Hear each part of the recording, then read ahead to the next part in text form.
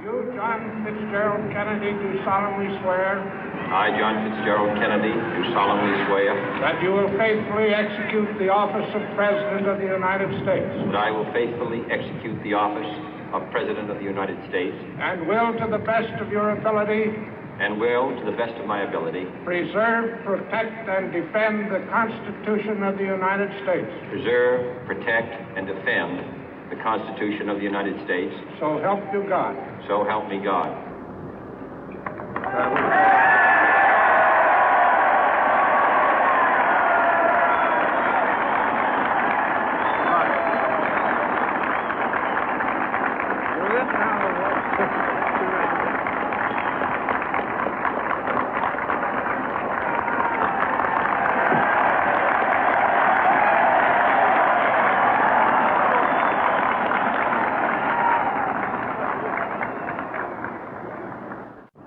Vice President Johnson, Mr. Speaker, Mr. Chief Justice, President Eisenhower, Vice President Nixon, President Truman, Reverend clergy, fellow citizens. We observe today not a victory of party, but a celebration of freedom, symbolizing an end as well as a beginning, signifying renewal as well as change. For I have sworn before you and Almighty God the same solemn oath our forebears prescribed nearly a century and 3/4 ago.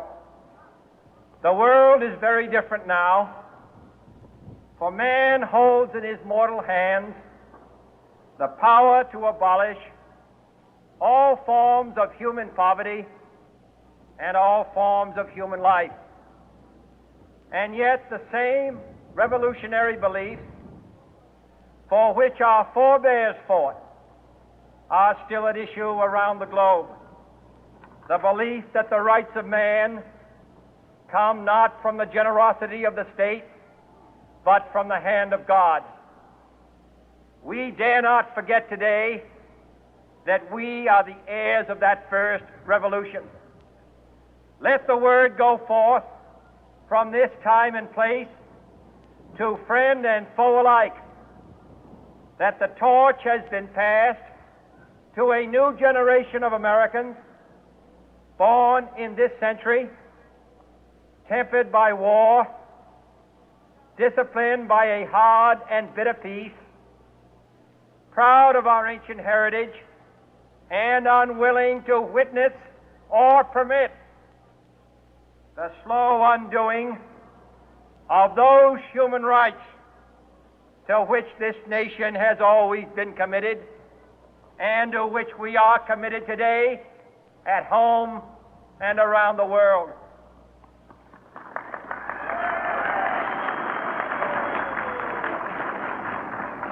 Let every nation know, whether it wishes us well or ill, that we shall pay any price, bear any burden, meet any hardship, support any friend, oppose any foe to assure the survival and the success of liberty.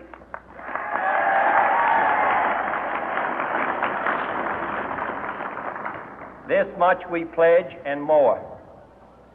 To those old allies whose cultural and spiritual origins we share, we pledge the loyalty of faithful friends. United, there is little we cannot do in a host of cooperative ventures. Divided, there is little we can do, for we dare not meet a powerful challenge at odds and split asunder.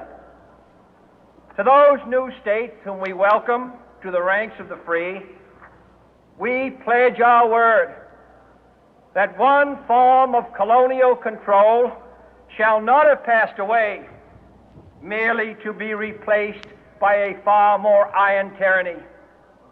We shall not always expect to find them supporting our view, but we shall always hope to find them strongly supporting their own freedom, and to remember that in the past, those who foolishly sought power by riding the back of the tiger ended up inside.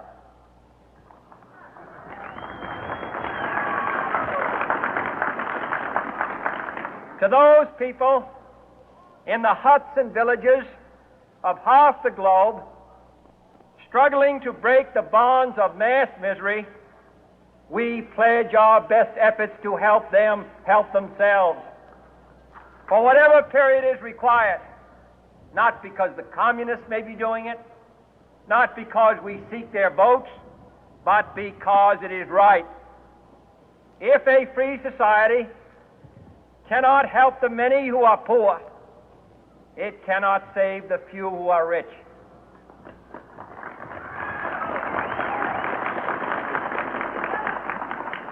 To our sister republics south of our border, we offer a special pledge to convert our good words into good deeds, in a new alliance for progress, to assist free men and free governments in casting off the chains of poverty. But this peaceful revolution of hope cannot become the prey of hostile powers. Let all our neighbors know that we shall join with them to oppose aggression or subversion anywhere in the Americas. And let every other power know that this hemisphere intends to remain the master of its own house.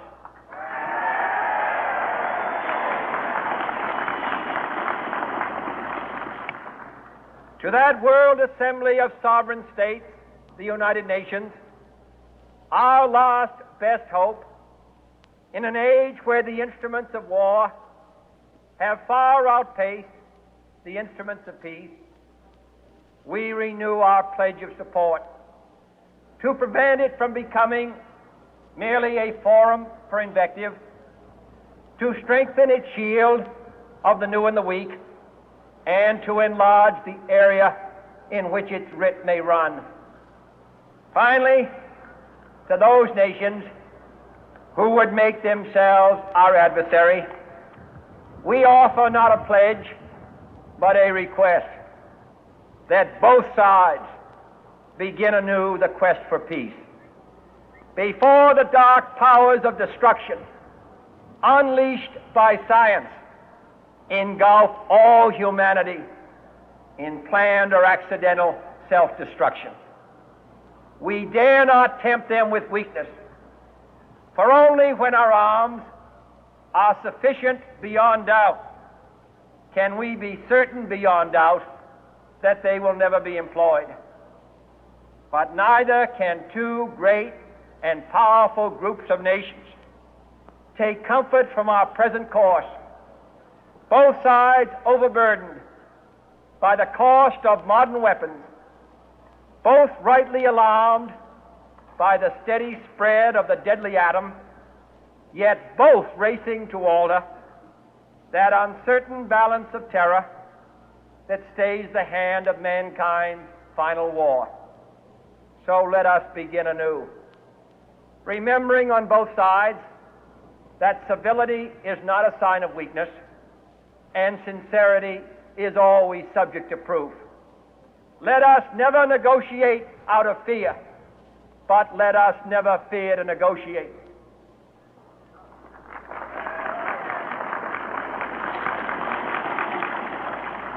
Let both sides explore what problems unite us, instead of belaboring those problems which divide us. Let both sides, for the first time, formulate serious and precise proposals for the inspection and control of arms, and bring the absolute power to destroy other nations under the absolute control of all nations.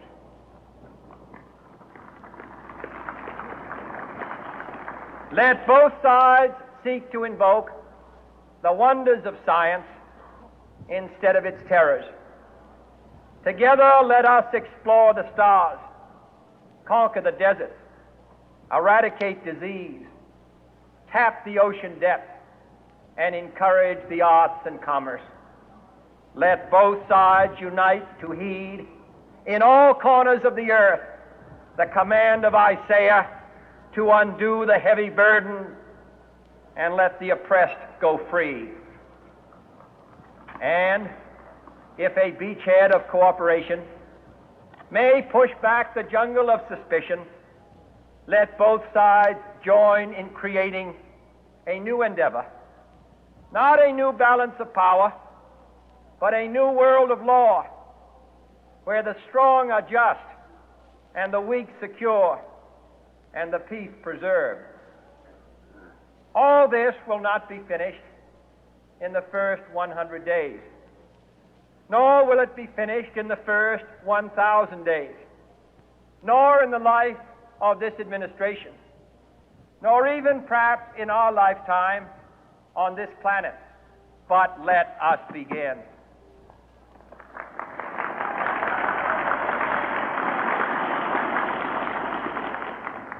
In your hands, my fellow citizens, more than mine, will rest the final success or failure of our course. Since this country was founded, each generation of Americans has been summoned to give testimony to its national loyalty. The graves of young Americans who answered the call to service surround the globe. Now the trumpet summons us again, not as a call to bear arms, though arms we need, not as a call to battle, though in battle we are, but a call to bear the burden of a long twilight struggle, year in and year out, rejoicing in hope, patient in tribulation, a struggle against the common enemies of man, tyranny, poverty, disease, and war itself. Can we forge against these enemies a grand and global alliance, north and south, east and west, that can assure a more fruitful life for all mankind? Will you join in that historic effort?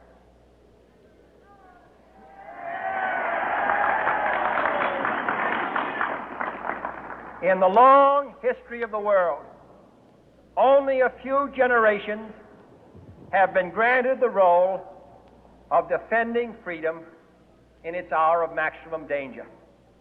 I do not shrink from this responsibility. I welcome it.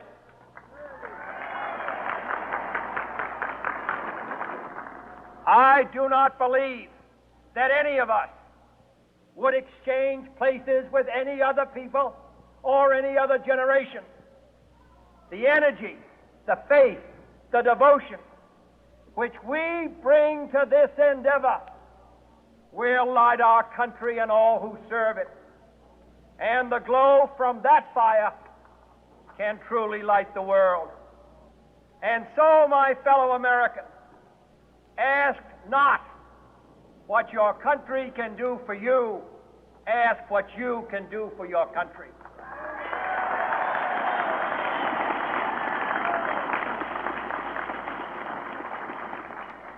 My fellow citizens of the world, ask not what America will do for you, but what together we can do for the freedom of man.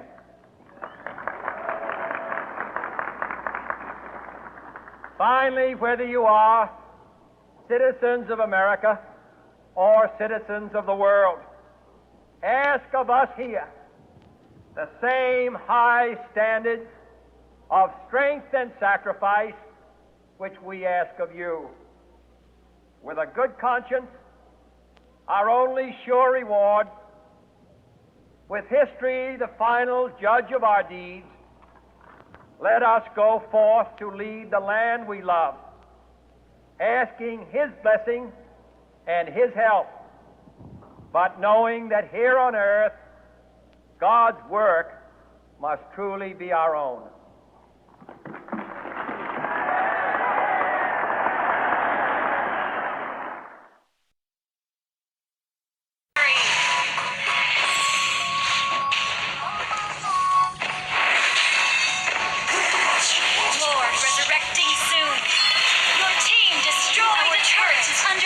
Barbar guys. Barbar guys. Barbar guys.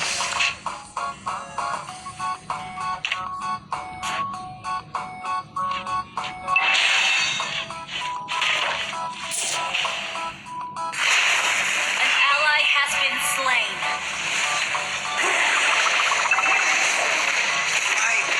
Legendary double kill. Legendary. You have slain an Oh enemy. guys, barbar. Triple kill. Wiped out. Uranus barbar.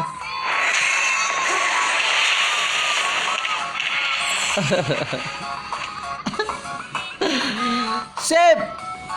Mantap.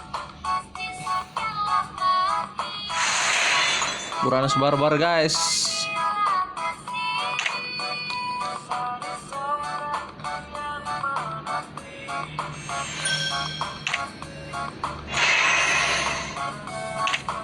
GG banget tuh Uranus. Wih, akses gua 14 dong.